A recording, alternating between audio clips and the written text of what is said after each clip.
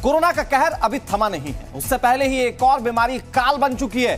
नाम है म्यूकरमाइकोसिस यानी कि ब्लैक फंगस। ये कैसे होता है, कैसे इससे बचा जा सकता है, इसको लेकर तमाम सवाल जवाब हम करेंगे। हमारे साथ डॉक्टर्स का एक बड़ा पैनल मौजूद है। डॉक्टर एमसी मिश्रा हमारे साथ जुड़ गए हैं, जो कि पूर्व डायरेक्टर हैं एम्स के। इसके अलावा डॉक्टर समीर भाटिया हमारे साथ जुड़ गए हैं, जो कि डायरेक्टर हैं स्टार हेल्थ इमेजिंग सेंटर के। डॉक्टर डीएस राणा हमारे साथ जुड़ गए हैं, जो कि चेयरमैन हैं सर गंगाराम अस्पताल के। तीनों मेहमानों का बहुत बहुत स्वागत। डॉक्टर समीर, क्योंकि डायग्नोज करना और वक्त पर डायग्नोज करना बहुत जरूरी है, शुरुआती स्टेज क्या मानकर चला जाए? देखिए, बिल्कुल जैसे डॉक्टर राणा ने भी बताया और डॉक्टर मिश्रा ने भी बताया कि ये बॉडी के किसी भी ऑर्गन को अफेक्ट कर सकता है। देखिए, तो म्यूकरमाइकोसिस की अगर टाइप है तो आपका सबसे पहला जो कॉमन, जो सबसे ज्यादा हम देख रहे हैं वो है राइनो ऑर्बिटोसेरिब्रल म्यूकरमाइकोसिस, जिसको ROCM, मतलब वो सबसे ज्यादा अफेक्ट कर रहा है आपके साइनसिस को, आपकी ये ऑर्बिटल एरिया है, इसको अफेक्ट कर रहा है सबसे ज्यादा। इसके अलावा भी होता है क्यूटेनियस एंड सॉफ्ट टिश्यू वाला होता है, पल्मनरी म्यूकरमाइकोसिस जो कि बहुत ही रेयर, जो लंग्स वाला वो भी नहीं इतना दिख रहा है, गैस्ट्रोइंटेस्टाइनल म्यूकरमाइकोसिस भी हो सकता है और बोन एंड जॉइंट्स में भी, बट सबसे ज्यादा अभी ये वाला दिखाई दे रहा है। अब इसमें हमारे पास जो पेशेंट आ रहे हैं डायग्नोसिस के लिए, जो स्कैन के लिए पेशेंट आ रहे हैं, उनको हम देखते हैं तो ज्यादातर पेशेंट्स की कंप्लेंट होती है उनके आंखों के आसपास सूजन होता है, ज्यादातर सभी के पास आंखें लाल होती है, थोड़ा डबल विजन की वो कंप्लेंट बताते हैं, आंखें उनको बंद करने में और खोलने में परेशानी होती है, और जो आपकी जॉ वगैरह है, दांत, इधर वो दर्द कंप्लेंट करते हैं। मतलब मैक्सिमम इसी तरह की कंप्लेंट के पेशेंट आते हैं।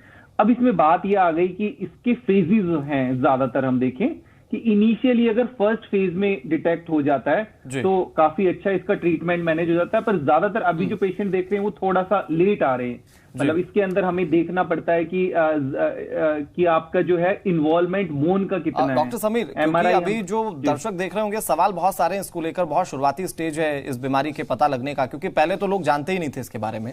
क्या ऑपरेट करना ही एकमात्र एक विकल्प है जिससे मरीज पूरी तरह से ठीक हो सकता है, या दवाइयां शुरुआती स्टेज में मिल जाए तो मरीज पूरी तरह से ब्लैक फंगस से निजात पा सकता है?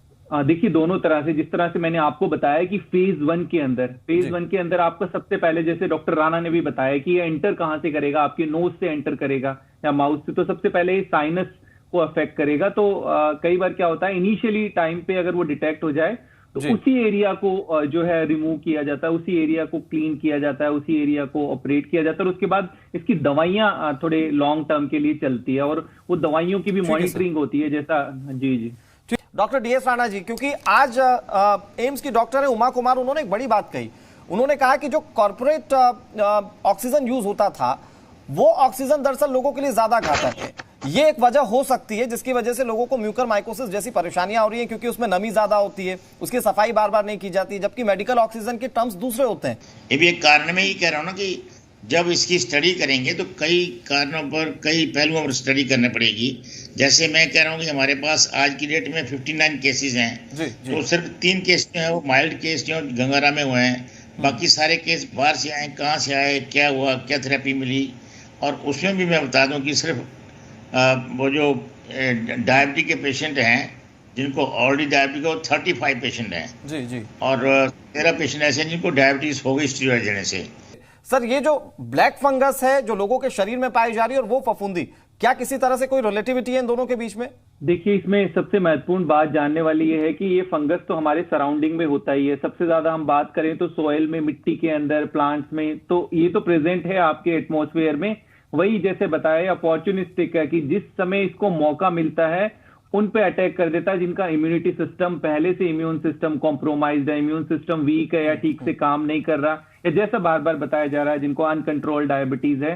तो ये सब कारण है, उन लोगों को ये ज्यादा अटैक कर रहा है। हाँ, बट इसमें एक चीज मैं बताना चाहूंगा कि सबसे ज्यादा हम बात कर रहे हैं, और जो प्रोग्राम करने का आपका उद्देश्य भी है कि ठीक जानकारी दी जाए और टाइम से बीमारी जैसे डिटेक्ट हो जाएगी। इसमें अग्रेसिव ट्रीटमेंट बहुत ही महत्वपूर्ण है और ये फेजेस में होता है। ज्यादातर हम देख रहे हैं कि पहले फेज के अंदर हम इसको पकड़ लें तो ज्यादा होगा, फेज 2 तक जाते जाते वो आंख तक पहुंचता है और फेज 3 तक वो ब्रेन तक पहुंच जाता है। तो पहले वो आपके नोज में जाएगा, नोज की म्यूकोजा वगैरह में, वहां पे थोड़ा सा वो मल्टीप्लाई करेगा, उसके बाद एक बार दर्शकों को प्लीज आप ये समझा दीजिए कि कहाँ शुरुआती लक्षण दिखना शुरू हो जाते हैं, क्या क्या नोटिस करने की जरूरत है लोगों को, और खासतौर पर उन लोगों को जो कोरोना से ठीक हुए हैं और डायबिटिक भी हैं? बिल्कुल, इसमें एक चीज समझने वाली है कि जैसे थोड़ा दहशत का माहौल है, एक बार उसको थोड़ा आपको ध्यान रखने की जरूरत है कि काफी तो ऐसे फोन आते हैं जिनको लगता है कि मेरी नोज बह रही है या मुझे लग रहा है मेरे को हो गया है ऐसा, तो ऐसा नहीं है। थोड़ा आपको अलर्ट रहना है, समझना है इसको। आपको पहले ये देखना है कि आप रिस्क वाले ग्रुप में है कि नहीं,